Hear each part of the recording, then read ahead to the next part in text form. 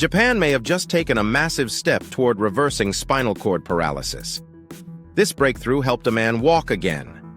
It all starts with something called iPS cells, or induced pluripotent stem cells. These cells were developed by Dr. Shinya Yamanaka in Japan and won a Nobel Prize.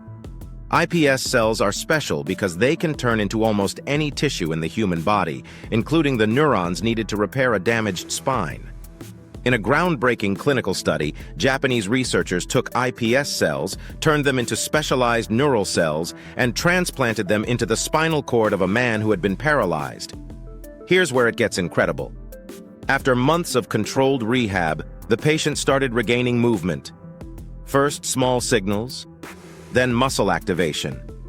And eventually, he was able to stand and walk with assistance. He went from having no motor function below the injury to taking supported steps.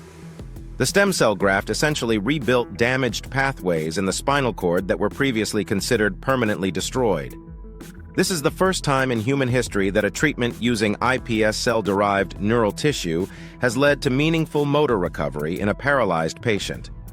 Researchers in Japan emphasize that this is not a miracle cure yet. It's early. It's still in controlled trials. And it's not guaranteed for every patient. But the results are giving hope to millions of people living with spinal cord injuries.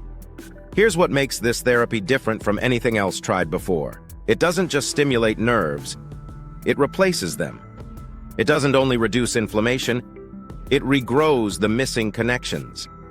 And because iPS cells can be made from the patient's own tissue, the risk of rejection is dramatically lower than older stem cell approaches.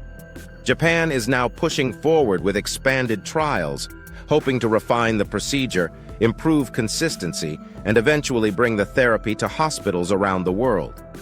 If this continues to succeed, it could mean a future where spinal paralysis is no longer permanent, and where stem cell-based tissue repair becomes a standard part of medicine.